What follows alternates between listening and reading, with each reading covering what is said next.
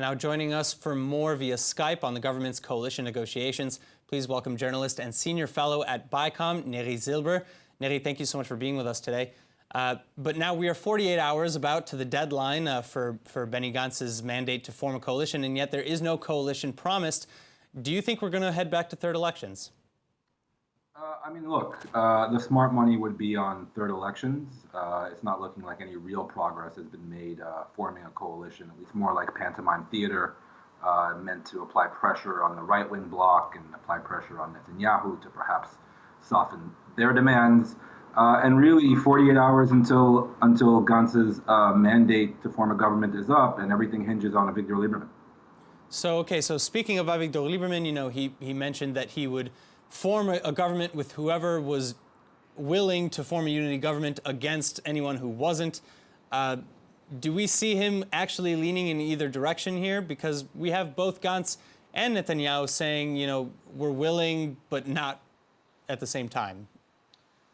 Right. Well, what Lieberman essentially did last week was issue an ultimatum to both sides, compromise, concede, come closer to my position, and then maybe we'll have something to talk about, or else I'll go with the other side. Now, it seems like the threat to go with the other side isn't very real, at least in terms of perhaps a Gantz-led minority government supported by the Arablists on the left. But the real question now is whether Lieberman might actually flip and go back to the right-wing bloc if he were offered certain concessions by the ultra-Orthodox on issues of religion and state. All right, well, we also know that Gantz is offering Lieberman apparently some concessions, reportedly with respect to issues of religion and state.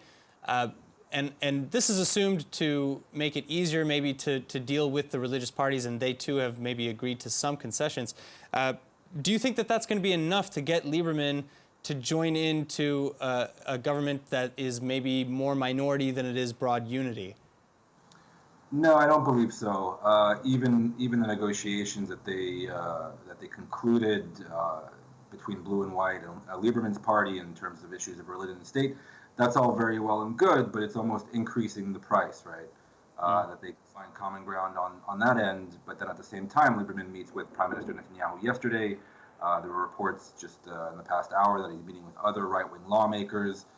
So he's kind of indicating to both sides that he's willing to go along, although it's not really enough, to my mind, to actually form a coalition, unless Lieberman himself is willing to compromise on a long list of demands that he's put forward over the past year. All right, and I guess one of my last questions here is, Netanyahu last night in an emergency rally, he mentioned again that any sort of minority government, including the Joint Arab List, would be detrimental to the state. What do you have to say on his comments? Well, he's saying that because he's actually panicking that Lieberman, along with Blue and White, will actually go down this road, set up this. Do you think that there's any credence to what he said?